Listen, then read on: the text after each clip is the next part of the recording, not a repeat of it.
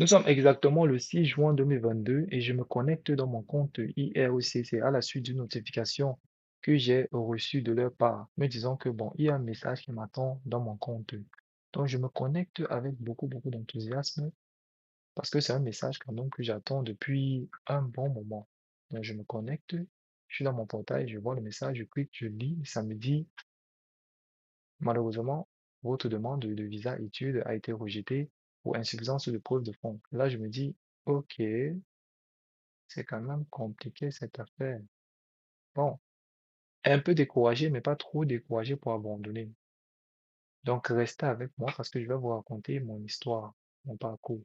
Parcours que je qualifierais de parcours du combattant. Peut-être tu regardes la vidéo, tu résides au Canada, en Europe, en Afrique ou peu importe dans le monde, tu te sens un peu découragé et perdu. Donc, cette vidéo est faite pour toi. Ça, c'est la toute première vidéo que je publie sur cette chaîne. Avant de procéder, j'aimerais m'introduire. Mon nom, c'est Danilo. Je réside au Canada, plus précisément dans la province du Québec. Je suis d'origine camerounaise. Comme je disais, ça, c'est la première vidéo que je publie sur cette chaîne. J'aimerais te remercier d'avoir cliqué. C'est très encourageant. Merci beaucoup. De cette chaîne, bon, bienvenue sur la chaîne, hein. Bienvenue. De cette chaîne, nous allons couvrir plusieurs sujets, plusieurs thématiques. Je vais vous donner des contenus en français et en anglais pour représenter les deux langues officielles du Canada et du Cameroun. Deux langues vraiment qui me tiennent à cœur et que bon, j'aime j'aime beaucoup et je suis fier de ça. Donc, dans la, dans la vidéo, je vais utiliser certains slangs québécois et je vais les expliquer euh, bon, je vais les expliquer quand je vais les utiliser. Je vais faire l'effort de ne pas faire trop de lacunes en français parce que les gars, honnêtement, le français, là, quand même, c'est parfois compliqué, hein. Et je suis un peu plus à l'aise en anglais. Mais bon, c'est correct. Donc, dans cette première vidéo, je vais euh, raconter mon histoire, plus précisément mon histoire d'immigration, comment j'ai quitté le Cameroun pour le Canada. Je suis venu au Canada comme étudiant jusqu'à l'obtention de ma résidence permanente. Donc, je vais raconter tout mon parcours, euh, immigration. Ouais. J'aimerais préciser que pour toutes mes procédures d'immigration, toutes les procédures d'immigration que je vais aborder dans cette vidéo, je les fais moi-même, tout seul, pas d'agence de voyage, pas de consultant, pas d'avocat, juste des recherches, de la résilience et ouais, une volonté incessante de ne pas abandonner, quoi. Donc, sans plus tarder, entrons dans le vif du sujet. Donc, mon parcours commence en 2022 et tout a commencé avec un IA.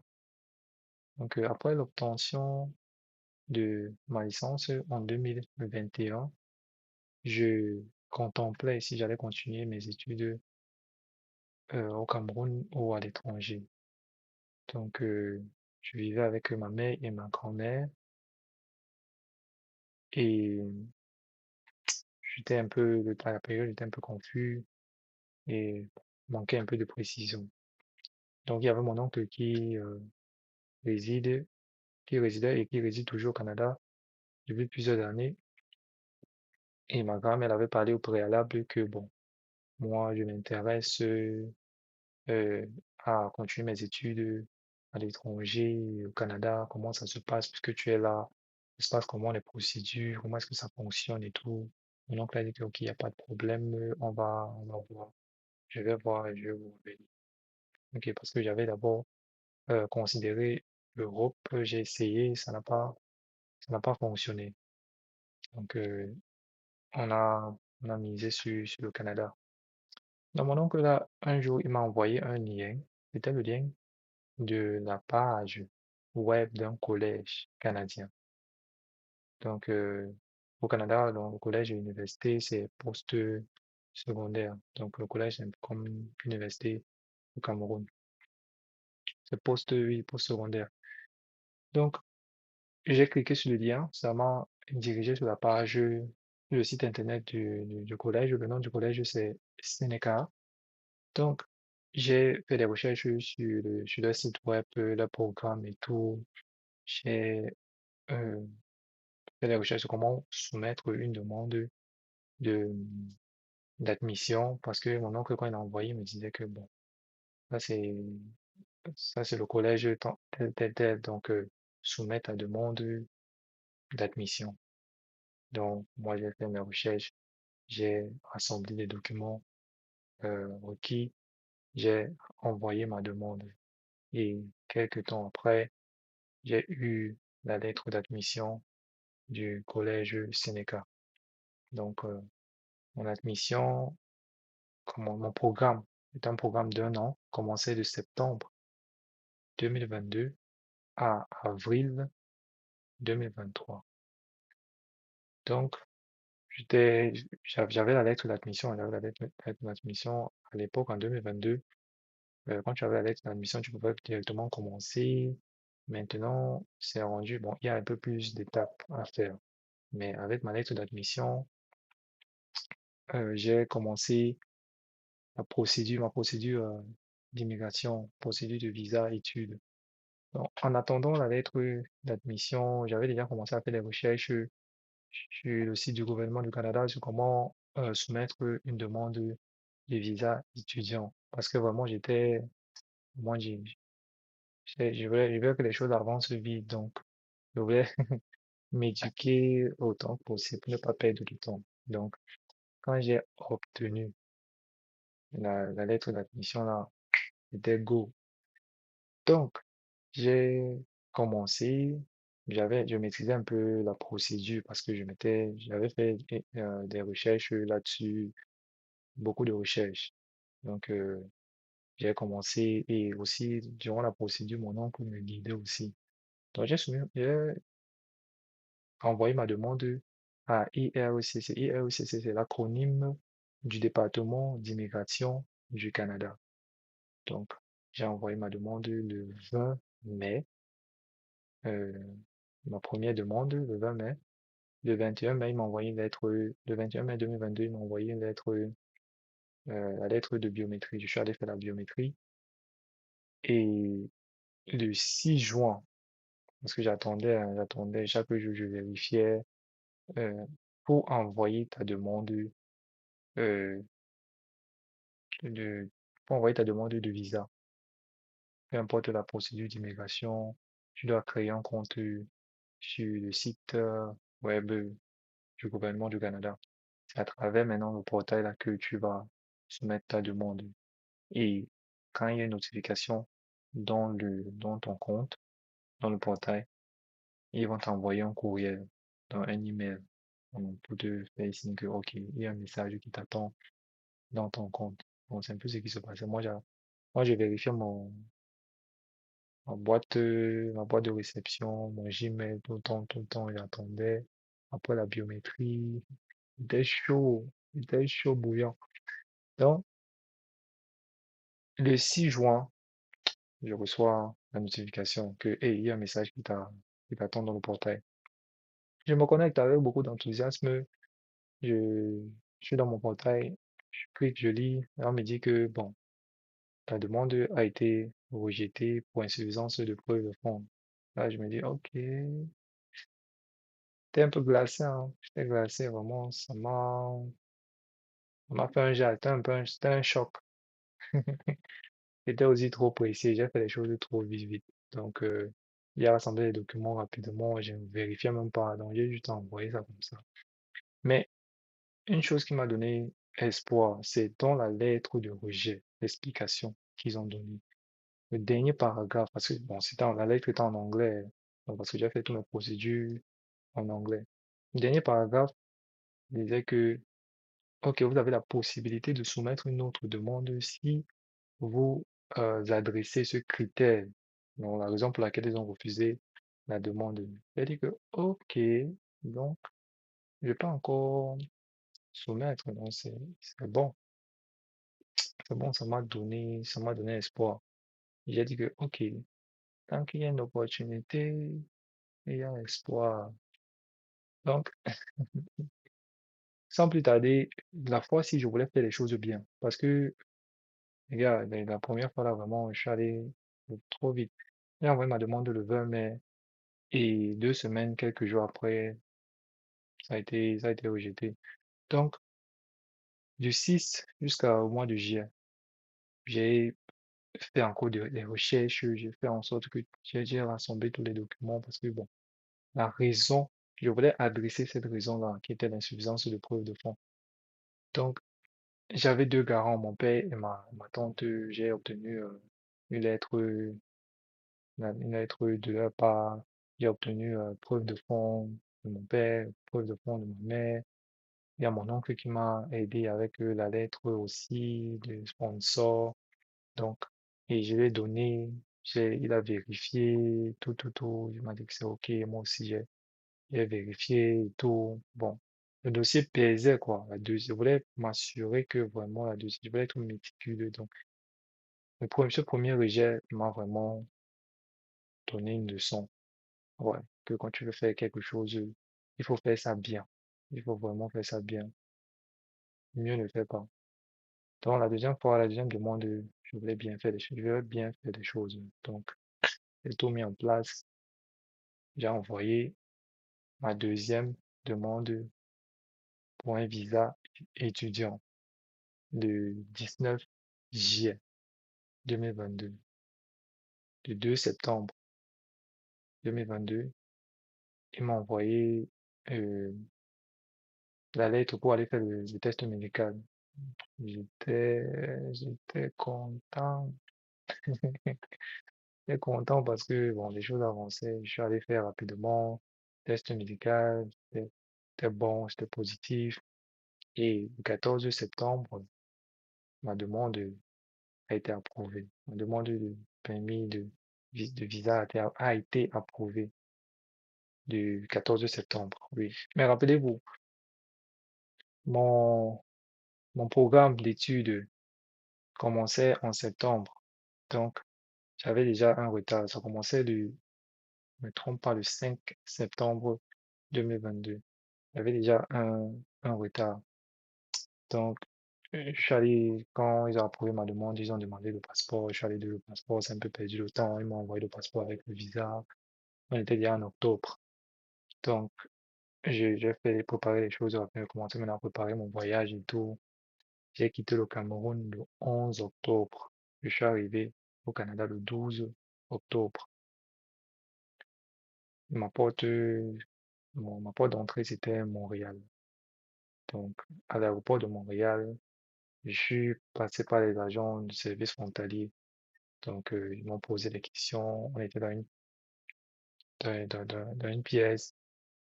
Donc, c'était ouvert, une pièce ouverte. Et il y a un agent qui a dit, bon, ceux qui sont là pour permis d'études, visa, visiteurs et tout ça, placez-vous ici. Ceux qui sont là pour la résidence permanente, c'est ici. Voyez un peu. Moi, il dit que, ok, donc, les gens, si, ils veulent venir à la résidence permanente. Comment vous avez fait ça, comment? L'autre fois, bon, donc, il dit que, ok, mais c'était une très belle expérience, hein. Il dit que, il a suivi ma part de ligne. Voyez un peu. Donc, on m'a posé des questions et puis c'était bon. J'étais au Canada, il y avait mon oncle qui m'attendait. Donc, on a approuvé ma demande. Premièrement, tout le monde était content, mon père était content, ma tante était contente, ma mère, ma grand-mère, tout le monde était content. Bon, parce que c'était une bonne nouvelle, c'était quelque chose que on attendait. Moi aussi, j'étais content. Donc, je sors de l'aéroport. Ma destination finale, c'était Toronto. Donc, je sors de l'aéroport de Toronto, Pearson Airport. Je sors, il y a mon oncle qui m'attend et sa femme. Puis, je suis content. Il fait un peu froid, mais bon, il n'y a pas de problème. J'ai donc les premiers euh, jours au Canada, les débuts étaient vraiment compliqués. C'était vraiment le climat, la culture, l'environnement, tout était différent et tout. Donc, j'étais content d'avoir eu cette expérience. Bon, j'étais content de voyager. d'être là, mais le début était un peu compliqué. Je suis resté avec mon oncle là pour 3 mois. Donc, il m'a hébergé pour 3 mois. Et je le serai toujours reconnaissant parce que ce n'est pas évident de prendre quelqu'un comme ça, sur tes ailes pour 3 mois. Donc, il m'a hébergé pour ce nombre de temps et après, je suis quitté. J'ai commencé mon premier, avant de quitter, j'avais déjà commencé. La femme m'a aidé à avoir mon premier job au Canada. Je suis arrivé de 12.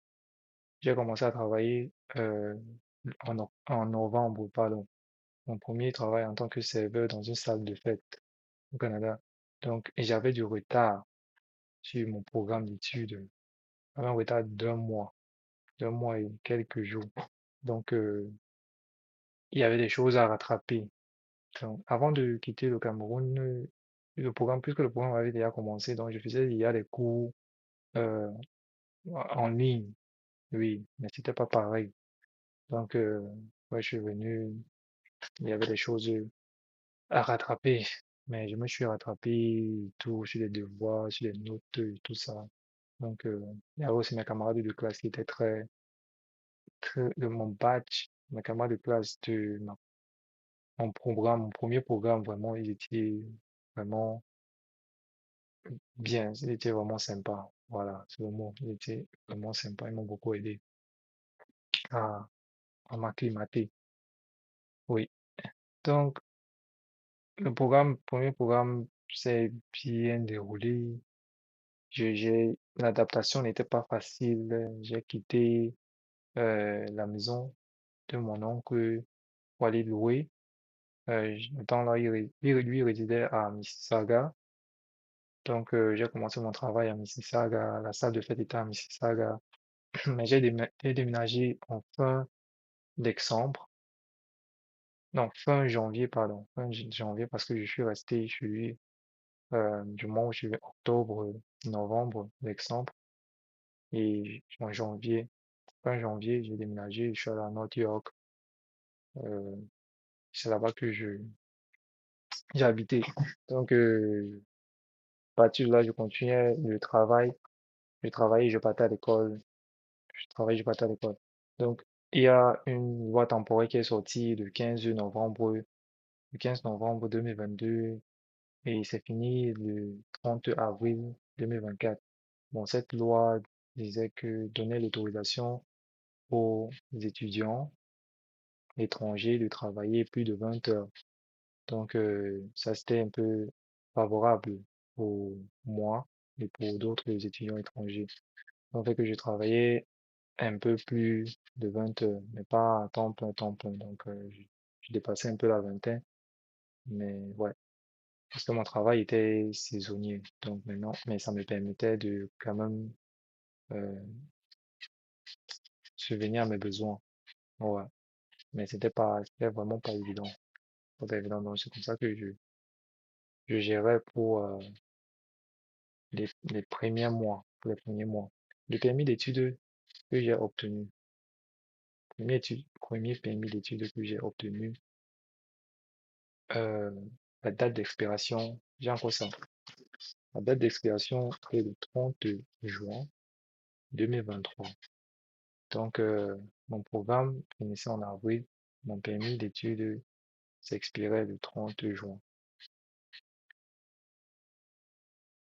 Et j'avais toujours ce mindset que, ok, je ne dois pas laisser mon permis d'études.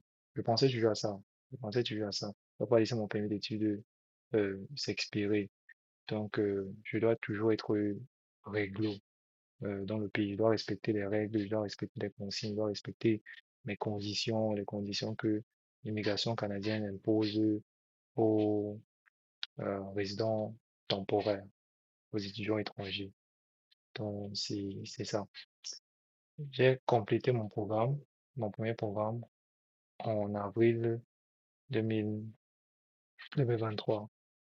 J'ai fait le graduation en juin. Mais avant de compléter mon programme, j'ai fait la demande d'un deuxième programme qui commençait en septembre 2023. Parce que mon permis d'études expirait la fin du mois de juin. Donc, j'ai fait une deuxième euh, demande parce que pour prolonger ton permis, il va falloir, parce que mon statut, c'est un statut étudiant, donc si je veux prolonger, moi, je dois encore faire la demande un autre programme collégial. Donc, j'ai fait la demande pour un deuxième programme. J'ai obtenu l'admission toujours dans le même collège à Sénéca. J'ai pris pour la session de septembre parce que bon, à Sénéca, ce temps-là, ils avaient la session d'hiver, d'été et d'automne. Hiver commence en janvier, été commence en mai et automne, ça commence en septembre. Donc, puisque je finissais en avril, je voulais travailler pendant l'été pour bon, accumuler assez d'argent pour moi d'abord et pour m'aider pour l'année qui suivait. Donc, c'est ça. Je voulais aussi prendre une pause. Ouais. Et travailler, générer un peu de l'argent. Donc, j'ai fait ça. J'ai obtenu ma lettre d'admission. J'ai envoyé ma demande pour renouveler mon permis d'études. J'ai envoyé ma demande, bon, le 1er février. J'ai envoyé ma demande le 1er février 2023. Pardon, j'ai envoyé ma demande le 1er février. Il a été approuvé le 10 mars 2023. Donc, mon deuxième permis d'études que j'ai obtenu était valide du 10 mars 2023 au 30 juillet 2024. Ouais. Et mon deuxième programme d'études commençait en septembre 2023 jusqu'en avril 2024. Le 19 avril 2024. C'est le jour que mon deuxième programme se terminait. Donc, les gars, c'était vraiment pas facile, hein. C'était pas évident avec l'école, le travail et tout ça. Donc, et on essaie pour... c'était vraiment pas facile. Je peux joindre les deux bouts parfois, ouais. Donc, parfois, je me retrouvais à faire certains travaux, certains travail, travailler tard, travailler des heures supplémentaires et tout ça pour combler. Bon. Pendant les vacances d'été, j'ai trouvé un travail, j'ai trouvé un autre travail à Burger King durant l'été 2000, euh, durant l'été 2023, oui, l'été 2023. J'ai commencé à travailler pour Burger King. Je travaille pour Burger King. Et j'avais toujours mon travail en tant que serveur pour la salle de fête. Ah, c'était un travail vraiment que j'aimais. C'était mon premier job au Canada, vraiment. J'avais cette, euh, cette, euh, cette connexion-là à ce travail pour une raison, ouais. Donc, mais oui, le travail à Burger King, là, je prenais le bus, euh, pour aller y travailler presque tous les jours, aller-retour, ça me prenait 3 heures, 3 heures. Et il y avait des fois où j'avais un shift à Burger King et un shift à, à la salle de fête. Donc, il fallait que je choisisse. Le, le travail à Burger King était à temps plein. Le travail à la salle de fête en tant que serveur était saisonnier. Mais durant la période d'été, il, il y a beaucoup, on a besoin des serveurs. Donc, il y a beaucoup de travail. Ouais. Donc, c'était vraiment pas évident de jouer les deux. Vraiment pas évident. Donc, je rentrais parfois, j'étais fatigué, j'étais obligé de travailler parce que, ouais, je devais joindre les deux pour dire. Ok. L'été, avant que l'été ne se termine, avant de commencer mon programme, j'ai arrêté le travail à Burger King et j'ai obtenu un nouveau travail au centre-ville de Mississauga. C'était pour une compagnie, une institution financière. Donc, j'étais un bon travail et tout. Donc, c'était aussi à temps plein. Donc, la rémunération était bien, était bien. Ça m'a quand même permis d'accumuler assez d'argent. Donc, laissé ce travail. J'ai travaillé juste là-bas pour un mois. J'ai commencé en fin juillet. J'ai quitté début septembre. Ouais. Juste peut-être deux jours comme ça avant que mon programme ne commence. Ça m'a fait mal de quitter ce travail. Ouais, parce que bon, le paye était quand même plutôt bonne. Mais j'avais pas le choix. Je devais commencer l'école. Ouais, et jongler tout ça là en même temps n'était pas évident. Ouais. Donc, j'ai commencé l'école septembre 2023. C'était bien. Le deuxième programme était OK. Je continuais toujours mon travail en tant que serveur à la salle de fête. Donc, je travaillais, je fréquentais, je travaillais. Quand je rentrais, je rentrais parfois 1 heure, 2 heures. Je peux avoir un shift comme ça. Je commence à peut-être 9 heures, 10 heures comme ça. Tu finis peut-être à 22 heures, 23 heures, 1 heure, 2 heures. En tout cas, ceux qui sont ici me comprennent. Bon, c'était pas évident, mais j'ai jonglé. J'ai fini mon programme, mon deuxième programme, en avril 2000, en avril 2024. Il y a mon père qui réside en Europe, qui est venu, qui a pris des congés, il est venu au Canada durant mon graduation, donc mon convocation, on dit ça en anglais, convocation. Donc la cérémonie, les remises, les lauréats. Mon papa, il était là pour me soutenir avec mon oncle.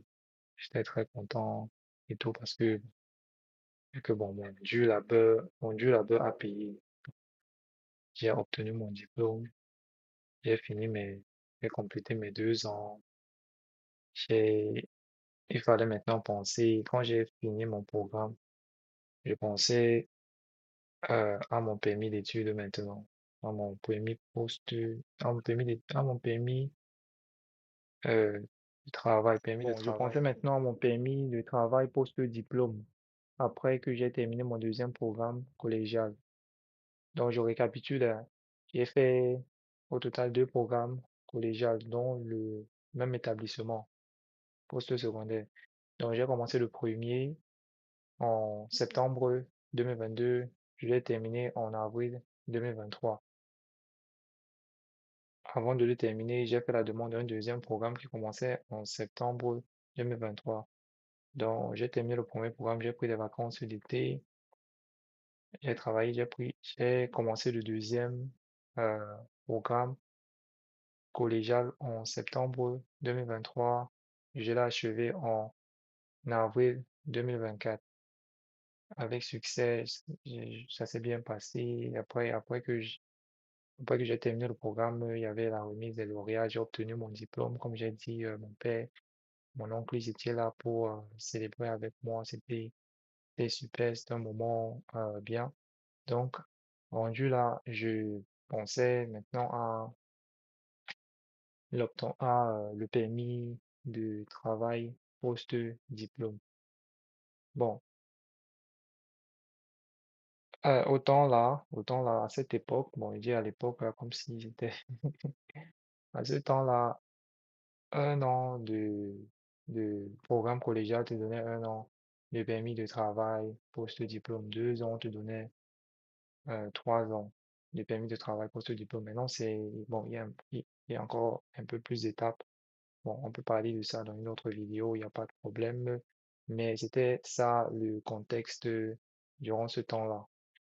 Et puisque moi, j'avais fait 2 ans, donc j'avais fait 2 programmes collégiales, donc l'équivalence de 2 ans, et j'ai obtenu mon diplôme. J'étais éligible à 3 ans de permis de travail post-diplôme. Donc, mais rappelez-vous, mon deuxième permis d'études expirait le 30 juillet 2024. Donc, quand j'ai terminé mon programme là, j'ai quelques jours après, j'ai terminé mon programme le 19, le dernier cours était le 19 avril 2024. J'ai fait la demande de mon permis de travail le 1er mai. J'ai fait la demande et j'ai obtenu mon permis de travail post-diplôme. J'ai été approuvé pour cela le 7 juin 2024. Donc, bien évidemment, j'étais très content et tout. Bon, j'étais éligible pour 3 ans, hein, mais j'ai obtenu 2 ans et demi. Pourquoi? Parce que, bon, il y avait mon passeport qui expirait ce temps-là. Donc, mon permis de travail post-diplôme était valide du 7 juin 2024 jusqu'au 11 novembre 2026. Donc, ça, c'est la date à laquelle mon passeport expire, le 11 novembre 2026, oui. Donc, c'est pas encore, nous sommes encore même dans les temps.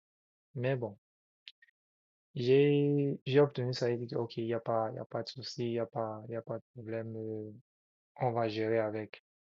Donc, et quand j'ai obtenu ça maintenant, je pensais euh, à la résidence permanente. Donc, c'est ça. Avec l'obtention de la résidence permanente ne donne pas un statut financier ou peut-être ne règle pas le problème financier ou ne paye pas les factures ou tout ça. Mais c'est important de régler le problème avec, d'être réglo avec l'immigration. Donc, quand même, si tu règles le côté là et tu as cette stabilité du côté de l'immigration, tu sais que non, tu peux te concentrer sur autre chose, tu peux te concentrer sur d'autres objectifs et tout ça. Donc pour moi, c'était quand même important. Ouais. Donc, je vais vous raconter la deuxième partie de ce processus-là dans une autre vidéo. Donc, je te remercie d'avoir regardé cette vidéo jusqu'à la fin et on se retrouve à la prochaine, dans la prochaine vidéo.